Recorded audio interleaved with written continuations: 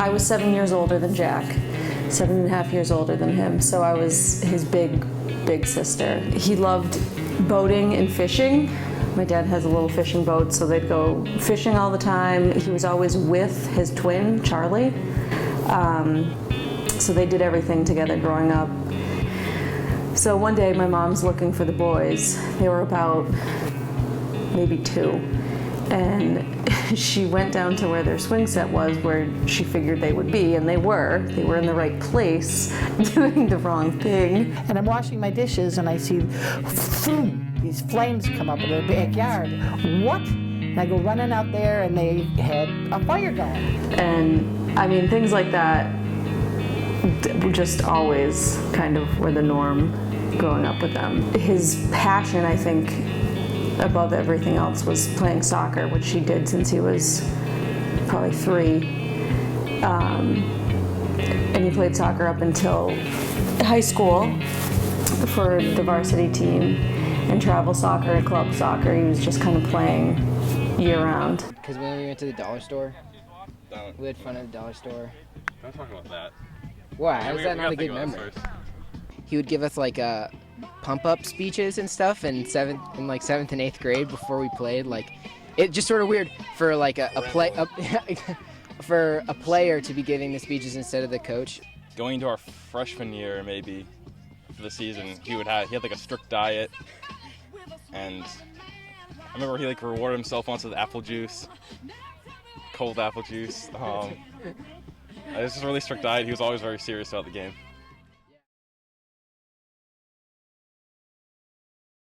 He had gone out that night. We knew because he left my parents' house, and he went to a fireworks display.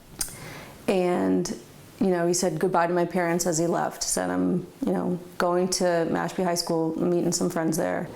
It was a Friday night, and I was actually on the North Shore in Beverly.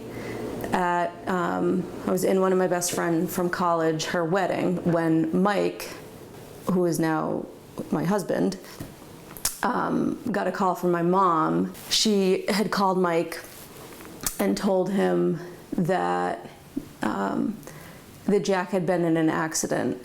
We're going to bed, and he was like, I gotta tell you something. He said, your brother was hit by a car.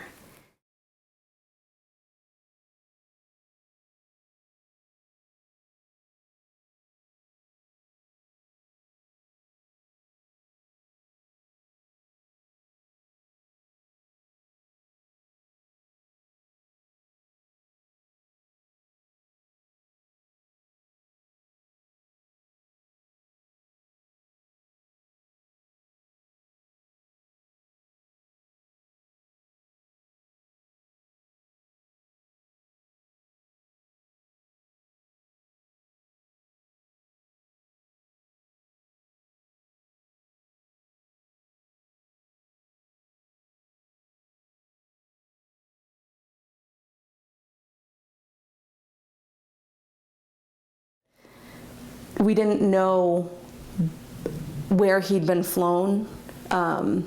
We did know he was med-flighted to a Boston hospital, but because he had no ID, he wasn't driving, he didn't have a license. They couldn't identify him, and so my parents ended up just calling all the Boston hospitals. So they finally found him at Mass General, which is when my mom called us again to say, look, we gotta meet there. No one knew anything. We couldn't see him. Doctors and nurses just kept checking on us. So early that morning, maybe starting at like 6 a.m.,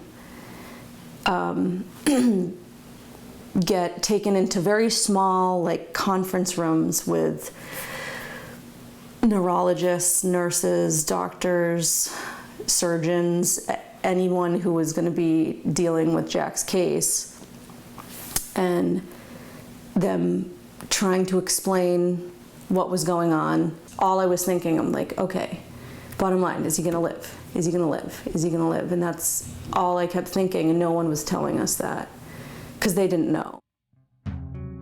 I remember just sitting with Jack, like by the side of his bed, he was not awake. And he just was hooked up to every imaginable machine out of every imaginable place in your body.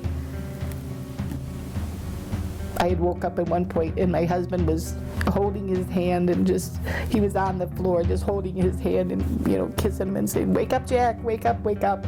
And my husband's such a strong kind of guy, and I just remember that so much. And at one point, he squeezed my husband's hand, and then we all just, squeeze my hand, and the doctors were like, "No, that was just like some kind of impulse or something." We're like, no, he's coming back, and they kept saying, no, he's not. At some point on Sunday, they brought us into that small little claustrophobic conference room again, and this time it was with all the same cast of characters. And then there was new people that were from the organ bank. They ended up introducing the topic of, one, he isn't going to make it. Two, what do you want to do now? And neither of those were things that we still were not in any shape prepared to be discussing or even considering, really. We kind of hashed it out, and we decided that despite how kind of inhumane it is for them to harvest organs, that if Jack was not going to be with us, we wanted to make sure that whatever part of him could be in this world would be in this world.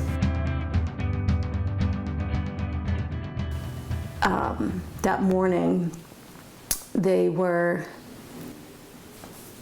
harvesting his organs, and the process is basically that you have to be kept on your ventilator, you have to keep oxygen flowing through you so that your organs are still viable. And so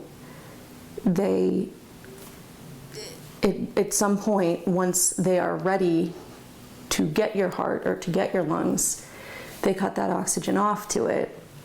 Well, they cut the oxygen off, and Jack's heart just kept going and going. And there was some monitoring of how much oxygen it's actually getting at each point. And they were just like astonished, because without any oxygen on its own, his heart was just still beating. And so that process took a lot longer than it was supposed to. It was 4th of July, and we walked out of the hospital, and we hadn't been out of the hospital since Friday, and the sun was shining, and people were riding their bikes and having picnics, and it was just like, it was so strange. We're like, wait a minute, our baby just died, and that's when we realized, life goes on. This is just, our story. But that was just surreal. That coming out of the hospital that day, it was kind of a shock.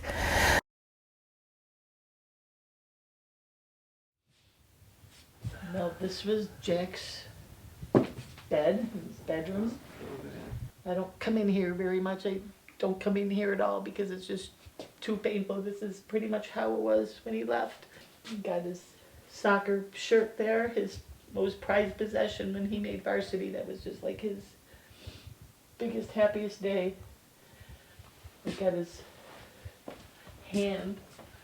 The hospital, they made this handprint for us. That's what I'm left with, my son's handprint.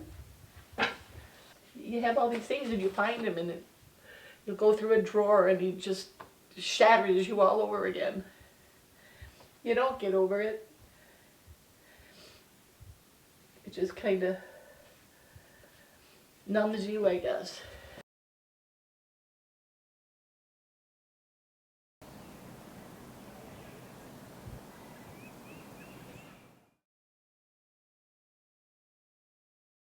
We knew we didn't want a funeral or a wake or anything like that.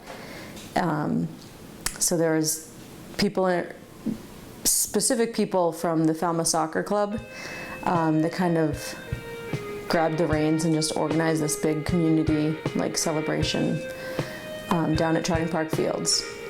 We just wanted it to be uplifting, and just kids were playing soccer, and even the little kids came in their soccer uniforms, and big kids, they directed traffic, and people kept bringing food and water. We had music. It was just beautiful. It just made us feel so good, and people we hadn't seen in years and years came. People we didn't even know came. We had just seen at that celebration of life some sort of energy was there, and we wanted to kind of encapsulate it and do something with it more than just leave that day and have that be it. And one of his coaches used to always say, "Run, Jack, run!" And that came to my mom's head. That kind of got rolling with this memorial run that she wanted to do the following year. So we had our first Run, Jack, Run, which is a family fun run and walk from one of his soccer fields at Falmouth High School down to Trotting Park Fields, where his other soccer field was, where the celebration ceremony took place. And basically the point was to remember Jack. That's the biggest thing. And then the second thing was just making sure that we were getting the word out about drunk driving. And that became more and more kind of at the forefront of what we felt was important in keeping Jack's memory alive.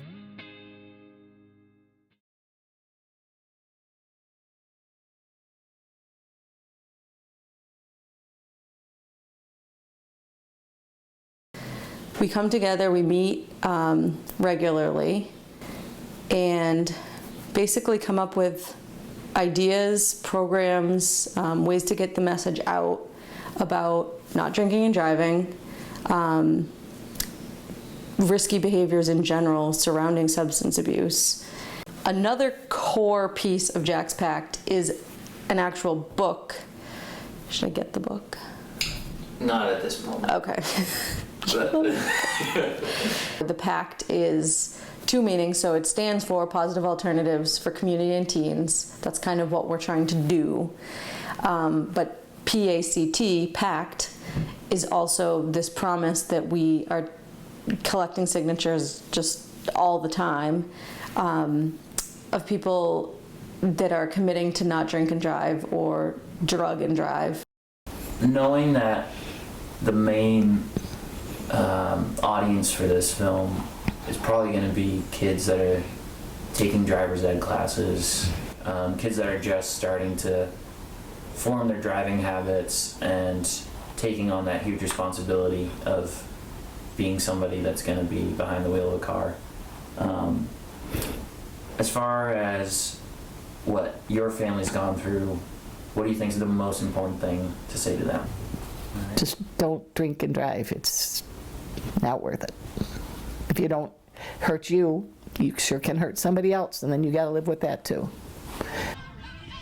I guess just hope Jack's legacy lives on and people make smart decisions if they're going to drink to not drive, and to give it all they got on the soccer field. Yeah, and I think it's important to give like healthy alternatives to drinking and doing drugs, and I think Jack's Pact has done a really good job of that. Because this is a community thing. It's not just about drinking and driving. It's about getting everyone involved, and I think that's something that Jack would have liked to be remembered as.